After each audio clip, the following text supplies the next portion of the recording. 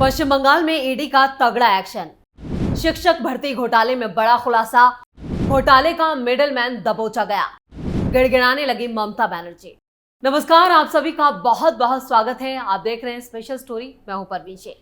ED ने कोलकाता में बड़ा एक्शन लिया है, जिससे ममता सरकार बौखला गई है। जब जब बेईमानों पर कार्रवाई होती है, ममता सरकार को मिर्ची लगती है, क्योंकि उन्हीं के इशारे पर या फिर उनके चट्टो बट्टों के इशारे पर ये बड़े बड़े घोटालों को अंजाम दिया जाता है। ऐसे ही एक बड़े घोटाले में ईडी का एक्शन हुआ है।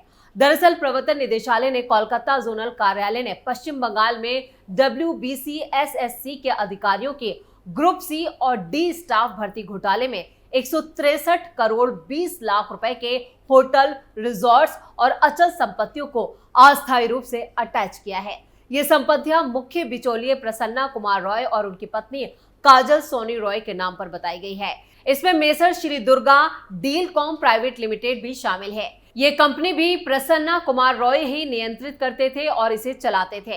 कुर्क की गई संपत्तियों में 5 होटल, रिजॉर्ट्स शामिल है। इनके अलावा 120 लैंड पार्सल और 29 फ्लैट भी बताए जा रहे हैं। ईडी ने इस मामले में अभी तक कुल 544 करोड़ 80 लाख रुपए की संपत्ति कुर्क की है।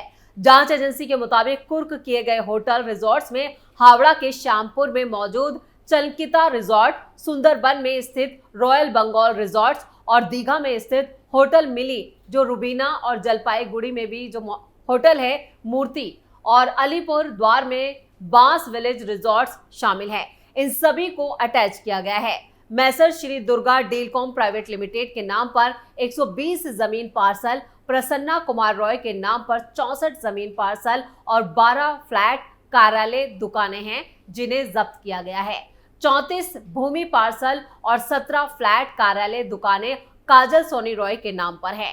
ईडी ने पश्चिम बंगाल सरकार में सी और डी के पदों पर अयोग्य लोगों को नियुक्ति देने के मामले की जांच की है और कथित अवैध नियुक्ति के मामले में भारतीय दंड संहिता 1860 और भ्रष्टाचार निवारण अधिनियम 1988 की विभिन्न धाराओं के तहत सीबीआई ने 2 एफआईआर दर्ज की थी और इसी आधार पर ईडी ने इस मामले की जांच शुरू की थी, जिसमें अब ये बड़ा एक्शन हुआ है, जिसमें करोड़ों की संपत्ति को जब्त किया गया है, जिसमें 5 होटल, रिजॉर्ट्स भी शामिल हैं।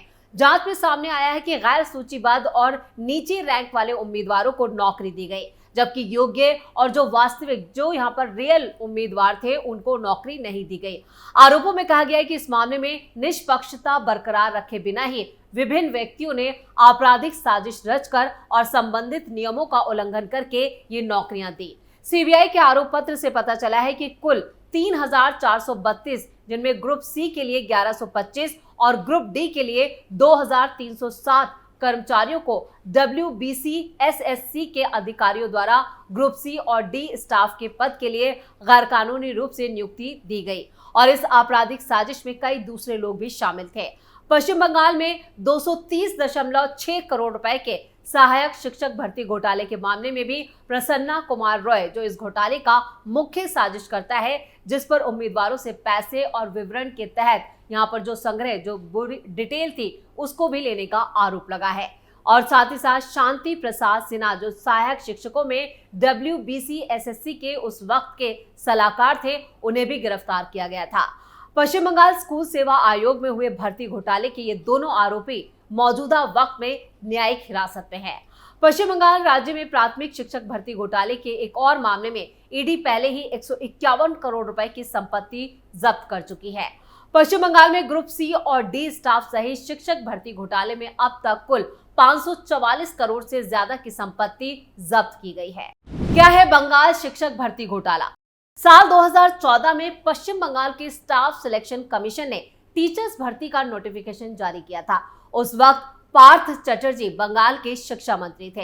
ये भर्ती प्रक्रिया 2016 में शुरू हुई थी, लेकिन आवेदकों ने गड़बड़ी के आरोप लगाते हुए कोलकाता हाईकोर्ट में याचिका दायर की थी। आरोप लगाया कि भर्ती प्रक्रिया में धांधली की गई और नंबर कम होने के बावजूद नौकरियां दी गई, जबकि नौकरी पाने वाले ज्यादातर लोगों ने TET क्लियर नहीं किया था। और इसी मामले में करीब 5 साल तक चली सुनवाई के बाद मई 2022 में हाईकोर्ट ने सीबीआई को भर्ती की जांच करने के आदेश दिए। दरअसल शिकायतकर्ताओं ने भर्ती के लिए 5 से 15 लाख रुपए की रिश्वत दिए जाने का आरोप लगाया था। ऐसे में ईडी ने भी घोटाले में मनी लॉन्ड्रिंग के एंगल से जांच शुरू कर दी। सबूत हाथ लगने पर ईडी ने पार्थ चटर्जी और उनकी करीबी अर्पिता मुखर्जी को गिरफ्तार किया और इसके बाद मुख्यमंत्री ममता बनर्जी ने पार्थ चटर्जी को पद से हटाते हुए पार्टी से ही निलंबित कर दिया। याचिकाकर्ताओं का आरोप था कि जिन उम्मीदवारों के नंबर कम थे उन्हें मेरिट लिस्ट में ऊपर जगह दी गई और कुछ शिकायतों में ऐसी भी शिकायतें थी जिनमें कहा गया था कि कुछ उम्मीदवारों का मेरिट लिस्ट में नाम ना होने के बावजूद भी उन्हें नौकरी दी गई। याचिकाकर्ताओं ने दावा किया कि कुछ ऐसे उम्मीदवारों को भी नौकरी दी गई जिन्होंने टीईटी परीक्षा भी पास नहीं की थी, जबकि राज्य में शिक्षक भर्ती के लिए टीईटी की परीक्षा पास होना अनिवार्य है, यानी कंपलसरी है। ईडी ने इस मामले में 2022 में जांच शुरू करी थी और ईडी ने 22 जुलाई को पार्थ चटर्जी के ठिकानों समेत 14 जगहों पर छापेमारी की थी। पार्थ चटर्जी के ठिकानों पर छापेमारी के दौरान ईडी को अर्पिता मुखर्जी की प्रॉपर्टी के दस्तावेज मिले थे। जब पार्थ चटर्जी से अर्पिता के बारे में पूछा गया तो उन्होंने यहां पर सही जवाब नहीं दिया। इसके बाद ईडी के रडार पर अर्पिता मुखर्जी आ गई। जब ईडी ने अर्पिता के फ्लैट पर छापा मारा तो उसे वहां से करीब 21 करोड़ रुपए कैश, 60 लाख की विदेशी करेंसी, 20 फोन और कई दूसरे दस्तावेज मिले। अर्पिता एक मॉडल हैं और वो बांग्ला और उड़ीसा फिल्मों में छोटे मोटे रोल करा करती थी। ईडी ने अर्पिता के दूसरे ठिकानों पर भी छापेमारी की थी और इसी दौरान ईडी को अर्पिता के घर से 27 करोड़ 90 लाख रुपए कैश मिला था और इसके अलावा ईडी को 4 करोड़ 31 लाख रुपए का गोल्ड भी, जिसमें 1-1 किलो के 3 सोने की ईंटें, आधा किलो के 6 सोने के कंगन और कई दूसरी ज्वेलरी शामिल थी। आपको बता दें कि इस मामले में हाईकोर्ट ने सीबीआई को अपनी जांच जारी रखने और आरोपियों के खिलाफ कड़ी कार्रवाई करने को कहा। हाईकोर्ट ने पश्चिम बंगाल स्कूल सर्विस कमीशन को नए सिरे से भर्ती प्रक्रिया शुरू करने का भी निर्देश दिया। वहीं 22 अप्रैल 2024 को कलकत्ता हाईकोर्ट ने पश्चिम बंगाल की ममता बनर्जी सरकार को बड़ा झटका देते हुए शिक्षक भर्ती रद्द कर दी। हाईकोर्ट ने 2016 के एसएससी भर्ती के पूरे पैनल को रद्द कर दिया और इससे बंगाल के करीब 26,000 शिक्षकों को अपनी नौकरी से हाथ धोना पड़ा। शिक्षकों को 4 हफ्ते के भीतर वेतन लौटाने का भी आदेश दिया गया। कलकत्ता हाईकोर्ट के फैसले पर ममता बनर्जी ने उस वक्त कहा था, जिन लोगों ने आज अपनी नौकरी खोई है, मैं उन्हें बताना चाहती हूँ कि हम लड़ेंगे और अंत तक लड़ेंगे। क्या आप नहीं जानते हैं कि जिन्होंने आदेश दिया है उन्होंने बीजेपी ज्वाइन कर ली है। हम इस फैसले को चुनौती देंगे और इस फैसले से 26,000 उम्मीदवारों की किस्मत जुड़ी है। हम नौकरी देने की कोशिश कर रहे हैं, यह अवैध आदेश है। हम इस फैसले के खिलाफ सुप्रीम कोर्ट जाएंगे। लेकिन चिंता मत कीजिए, मैं आपको बताना चाहती हूँ कि 10 लाख और नौकरियां तैयार हैं। पश्चिम बंगाल शिक्षक भर्ती को रद्द करने के मामले में ममता सरकार को सुप्रीम कोर्ट से बड़ा झटका लगा। कोर्ट ने भर्ती को रद्द करने के कलकत्ता हाईकोर्ट के आदेश पर रोक लगाने से इनकार कर दिया। हालांकि सीजेआई डीवाई चंद्रचूड़ की अध्यक्षता वाली पीठ ने हाईकोर्ट के आदेश के एक हिस्से पर रोक लगाई, जिसमें हाईकोर्ट ने शिक्षकों के पद बनाने में शामिल सभी लोगों की सीबीआई जांच का आदेश दिया था।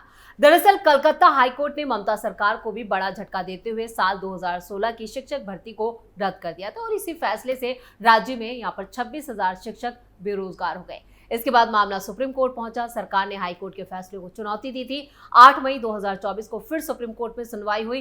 तब सर्वोच्च अदालत ने कोलकाता हाईकोर्ट के उस आदेश पर रोक लगा दी जिसमें उसने पश्चिम बंगाल में 25,753 टीचिंग और नॉन टीचिंग स्टाफ की नियुक्ति को अवैध करार दिया था। सुप्रीम कोर्ट ने सीबीआई को इजाजत दे दी कि वो स्टेट कैबिनेट के मेंबरों के खिलाफ छानबीन जारी रख सकती है। कोर्ट ने सीबीआई से कहा कि वो छानबीन के दौरान संदिग्ध की गिरफ्तारी जैसे कदम ना उठाए। ये सिस्टमेटिक फ्रॉड का मामला। सुप्रीम कोर्ट ने पश्चिम बंगाल में टीचिंग और नॉन टीचिंग स्टाफ की भर्ती में घोटाले की सुनवाई के दौरान यह भी कहा कि यह सिस्टमेटिक फ्रॉड का मामला है। अधिकारियों की जिम्मेदारी थी कि वो नियुक्ति से संबंधित डिजिटल रिकॉर्ड को संभाल कर रखते। सुप्रीम कोर्ट कोलकाता हाईकोर्ट के 22 अप्रैल के फैसले को चुनौती देने वाली याचिका पर सुनवाई कर रहा है और हाईकोर्ट ने पश्चिम बंगाल के सरकारी और गैर सरकारी सहायता प्राप्त स्कूलों में 25,753 टीचिंग और नॉन टीचिंग स्टाफ की भर्ती को रद्द कर दिया था। सुप्रीम कोर्ट ने कहा कि सरकारी नौकरियां बेहद कम हैं। अगर नियुक्तियों पर सवाल उठने लगे तो सिस्टम में क्या बचेगा? लोगों का भरोसा ही खत्म हो जाएगा। ये सिस्टमेटिक फ्रॉड का मामला है। सुप्रीम कोर्ट ने कहा कि राज्य सरकार इसे कैसे मंजूर कर सकती है, उसे मॉनिटरिंग करनी चाहिए थी। पश्चिम बंगाल सरकार ने राज्य के स्कूल सेवा आयोग के 25,753 टीचरों और नॉन टीचिंग स्टाफ की नियुक्ति को गैर कानूनी ठहराने के कोलकाता हाईकोर्ट के फैसले को सुप्रीम कोर्ट में चुनौती दी और कहा कि हाईकोर्ट ने मनमाने तरीके से ये नियुक्तियां रद्द की हैं। ममता सरकार से पूछे गए सवाल। चीफ जस्टिस डीवाई चंद्रचूड़ की पीठ ने मामले की सुनवाई के दौरान राज्य सरकार से कुछ सवाल भी पूछे, जिसमें एक सवाल ये भी था कि जब भर्ती प्रक्रिया पर पहले से ही सवाल उठ रहे थे तो शिक्षकों की भर्ती क्यों की गई। इसके साथ ही शीर्ष अदालत ने पूछा कि वेटिंग लिस्ट में रहने वाले कैंडिडेट तक को नियुक्ति क्यों नहीं मिली। इसके साथ ही सुप्रीम कोर्ट ने पश्चिम बंगाल शिक्षक भर्ती घोटाले मामले में सुप्रीम कोर्ट ने सीबीआई को पश्चिम बंगाल शिक्षक भर्ती घोटाला मामले में अपनी जांच जारी रखने की यहां पर इजाजत भी दी। हालांकि ये किसी भी अधिकारी या उम्मीदवार के खिलाफ कोई दंडात्मक कदम नहीं उठाएगा, ये भी एक तरह का आदेश दिया गया।